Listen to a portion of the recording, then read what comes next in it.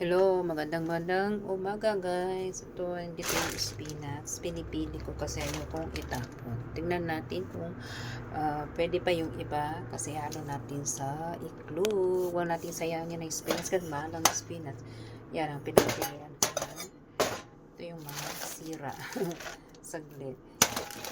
Huwag yung itapon agad guys kung meron kayong maraming pag meron kayong nabiling malaking spinach at nakita nyo may sira-sira guys, huwag nyo itatapon agad. Check nyo muna kung meron pang okay, kung okay pa yung mga iba. Ito guys, oh, sira na siya.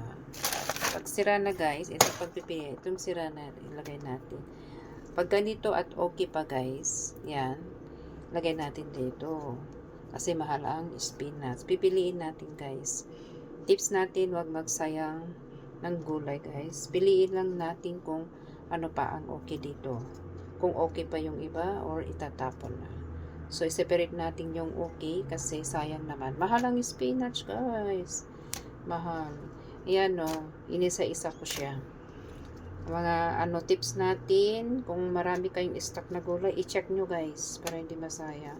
Lalo na pag spinach guys. Yung baby spinach.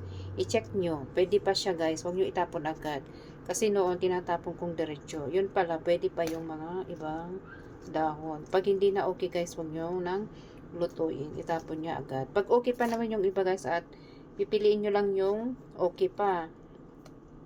Kasi mahal ang spinach guys. Ito ay tips na kamamshi. Mga kamamshi dyan, nakatulad ko. Oh, hindi ko sinasabi ako ay nagtitipid, pero pwede pa naman kasi pera pa naman ito guys. At pera pa rin ito guys pag pera ito pag tinapon natin. Pag linuto, pagkain of course. Okay. Itapon na natin yung mga sirang dahon na. Ito ay baby spinach. Oh, hindi na pwede yun.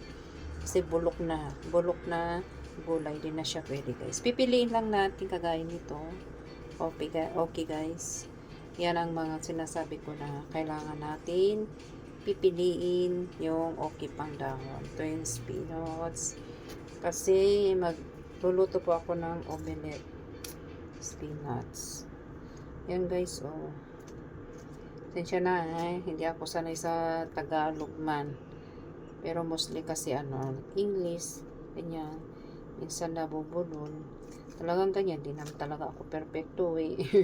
Hindi ako po perfecto sa dire-diretso sa pagtatagalog. Okay, kailangan natin i-separate yung okay pang dahon. Inisa-isa ko. Inuulit ko guys. Sa mga may doon, may sira. Hindi kasi maganda.